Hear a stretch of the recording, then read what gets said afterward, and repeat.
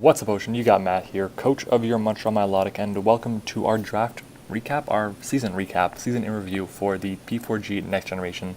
This is the first ever video I'm doing like this first ever draft, no, I keep saying draft, but first ever season recap video I've ever done, and I don't know if I'm going to keep it that way, but I don't know, I thought this was a really good season for us. I really want to go over it and just talk about everything about it, so let's just quickly say we went 9-2 during the regular season. We lost our last game 1-0. We lost week 7 2-0, but the rest of them we just dominated. We didn't have a single 1-0 victory. We had 2 2-0s, then the rest were 3-0 or higher, which is kind of awesome. Just you see the results right here for the different weeks.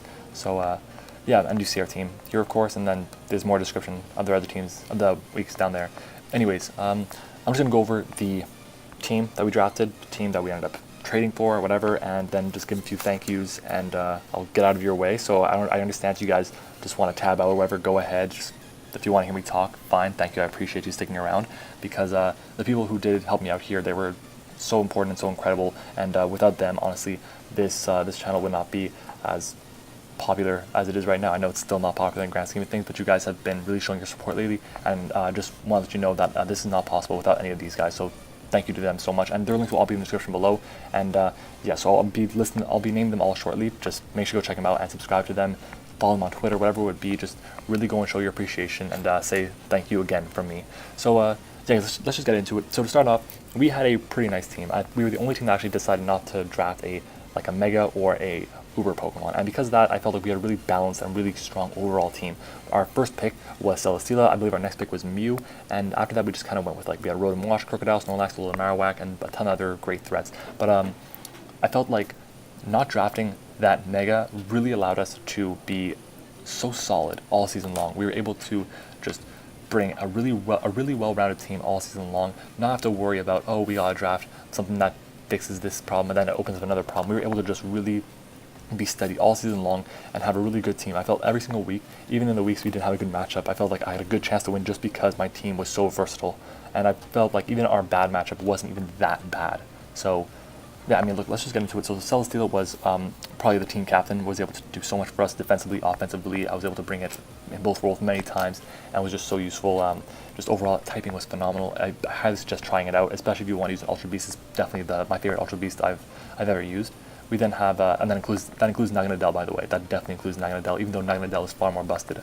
We then had Rotom Wash, which was an excellent defensive pivot, an amazing defensive pivot, so useful. It really helped mitigate some of the weaknesses that we had to Celesteela. Of course, Rotom Wash is not weak to electric or resisting it, but it is neutral, so it's not compounding that. The only issue with these two is that if you had Gravity and Earthquake, we were pretty much screwed there, so you gotta be very careful. We didn't have a really good grass type, so you gotta be very, very careful in that situation. What are you gonna do there? That's just on me for not seeing that at the draft, I guess. Anyways, we then have our Crocodile, which was our kill leader this season, and it was in Tier 3. I definitely felt like I kind of showed why it should be higher than Tier 3 in pretty much every league. This thing was so strong, so amazing, and so just overall it was just such a good Pokemon for us, and I really loved it. Basically, its typing was phenomenal, like Ground and Dark, being immune to 2 things, and we definitely had answers for it for the Ice types. We definitely had answers for it from the Fairy type side. So yeah, it was great. Then we have Snorlax, which is our special sponge, was able to take a ton of hits from both sides actually, and they're really effective. But I thought I'd bring it to more matches. I really didn't. It came to only 3 games all season, which is very low from what I expected. But yeah, we then had Mono64, our Alolan Marowak, and I drafted Marowak when it first was released, I believe in my first ever Sun and Moon League, and I hated it. I absolutely hated it. It was just so slow. I ran the Flame Charge set, whatever, but the fact that we now had a Sticky Web user, and the fact that we were also able to run Flame Charge a lot, really kind of unlocked this thing for me. And I love the typing. Ghost and Fire is like one of my favorite types offensively. It's just extremely powerful. But I mean, the fact that you had to run the Thick Club, it was very limiting. But at the same time, like Marowak was just incredible. And if you guys want to try out Marowak and you have Trick Room options, Sticky Webs, this Pokemon is going to put in a ton of work for you guys. So make sure to check it out. We then have Roselia, which never showed up to the games. We dropped that. We picked up Roselia by dropping Servine. We picked up Servine by dropping Girder. None of those 3 came to our games. Those were my only Tier 5s, I believe. So yeah, but I mean, like, what are you going to do? We had a really well-rounded team, so we didn't have to rely on our Tier 5s, I guess. We then have our Mew, which was just incredible. Mew put in so much work, and I still believe it, that if Mew did not get crit with the Blue Flare in the quarterfinals, I keep saying semifinals. I keep thinking, oh, semifinals we lost. No, we lost in the quarters. We could have been able to pull that game out, but I mean, it didn't. That's the game we play. So I'm not mad about it. I'm just like, I believe that we brought a really good music that weekend. I really wish I could show it off for you guys. We then had our Raikou here, Pedro, which honestly, as the season went on, I got more and more comfortable with it, and I really started gaining appreciation to actually how good Raikou can be. And I'm pretty sure I brought the subcom mindset only once, I'm guessing. I think I only brought it once. So yeah, we then had our Ribombee, which was low-key the MVP of the team, just with amazing support it had. Just had the highlight of the season as a Ribomb bully against Aaron. Man, I know he's not too happy with that, and we kind of go back and forth about it, but yeah, Ribombee was so great for us. We then have our Ditto, Nacho. This is what I name all my Dittos. I love this Pokemon. It's so useful, especially in a league that allows busted Pokemon like Naganadel, like Mega Metagross, like Aegislash. It was just so useful for us, and we didn't even bring it that many times, but just the threat of it being there was so useful. I believe it says right here, it says we have 6 kills with it, right? Yeah, 6 kills. We had 4 in week 1, and then I'm pretty sure that was it. We had 1 in, let's see, where will it be? Ditto. We had, and then 2 in week 6, and that was like the week we lost, I think, right? No, we lost week 7. That was, oh yeah, that was the week with Mega Lopping and stuff like that. So yeah, yeah, I might as well just go to the next page. And then our last Pokemon that we had was Kommo-O, which was really, really, I mean, awesome for us. It was just great. Right here in week what is it called? Week 6? Yeah, week 6. It put in a lot of work, just the pressure it caused, and it was just so good offensively. I loved it. Really just kind of opened my eyes to how good that thing is. And honestly, if I did not use it this season, the P4G, it definitely would not have made my top 10 Dragon types. Shameless plug, link is in the description. And yeah. So look, I was really happy with the team overall. I felt like it did a lot of work. We had a couple of weeks that came down to the wire. It was week 1 came down to a speed tie with the Ditto versus Naganadel. If we did not win that, we would have lost, and that would have been well, probably a different season for us at that point. This week, I believe there was a crit throw chop. It didn't really matter because we had our Snorlax in the background for help. This week here was against, this one there was a crit. Or no, sorry, there's a paralysis. A Raikou paralyzed the Tapu Lele. Over here we had Ribombee put in the finest of work. Week 5 was, this was just, we kind of just like sat there and just put in so much pressure offensively with Celesteela, with Raikou with Bulldoze and Hidden Power Poison against Tapu Lulu. Here, week 6, Kommo just put in the finest of work.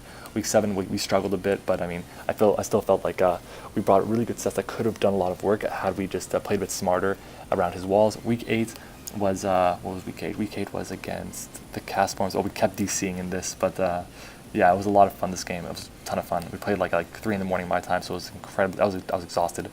Week 9 was against Texas Tyrantrums. Yeah, this was the week that you just said, nasty plot, here's a vacuum wave, here's a psychic, here's a flamethrower, and we just kind of put in work there.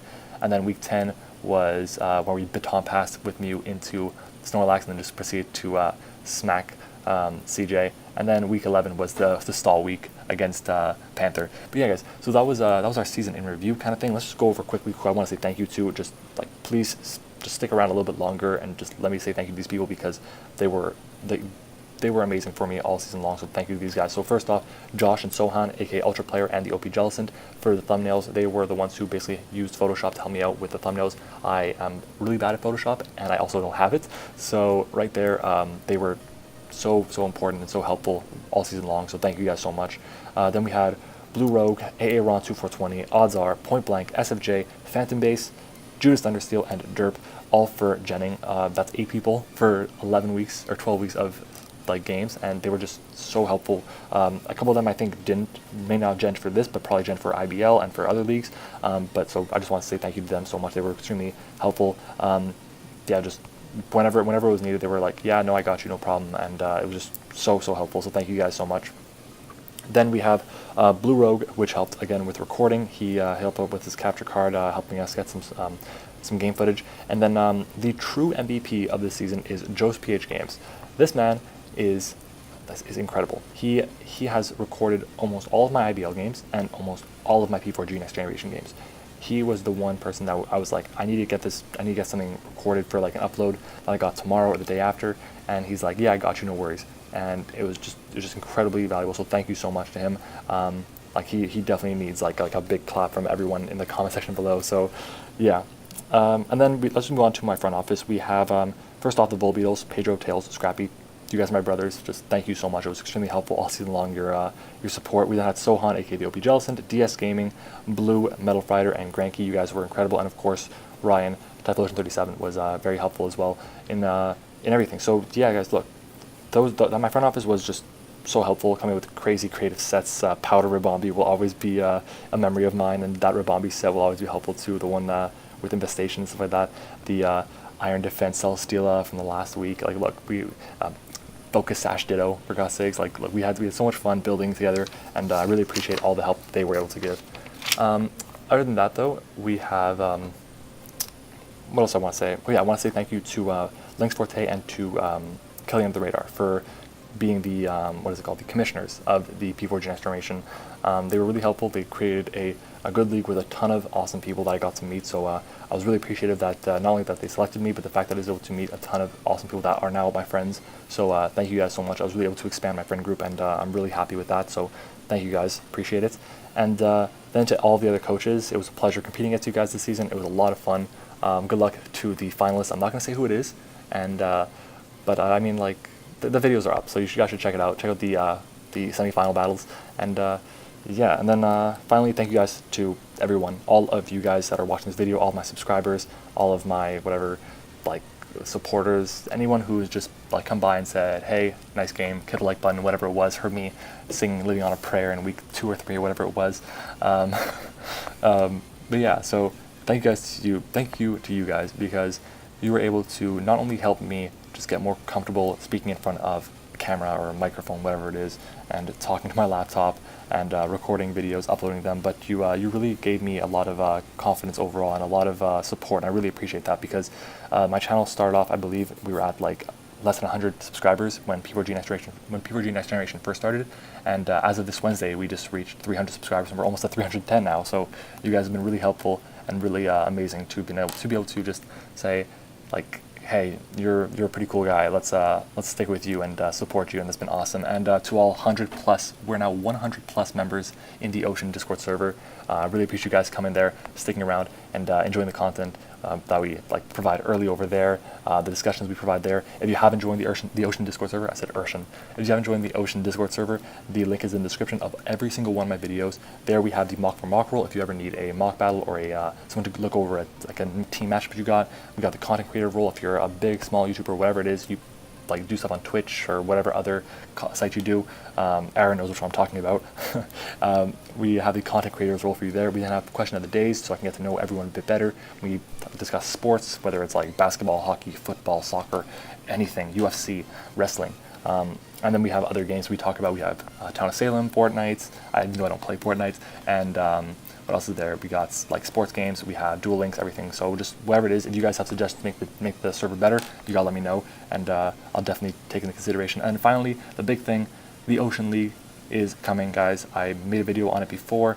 We already have almost 85 submissions for it, so you guys definitely gotta get your submissions in, because I'm only taking 48 people. It's gonna be 3 different divisions of 16 people, and you guys can make your own divisions after if you want. If you guys didn't get in, you can say, hey, we didn't get in, let's just make divisions with other people, and we'll, well, become friends, I guess, that way. And it's just an amazing way to grow a community. So I really want to make sure that I can get as many people as possible, like, to get interest in the community and get involved in it, even though they haven't been able to before in the past. So yeah, I mean, that link will be in the description below as well. So anyways, guys, I've been rambling on for too long. It's almost 15 minutes this video, so I just want to say thank you again so much for everything you've been able to do for me. The P4G Next Generation was a ton of fun. It was a great success in my eyes, even though we did only make it to the quarterfinals after having the best regular season and then losing.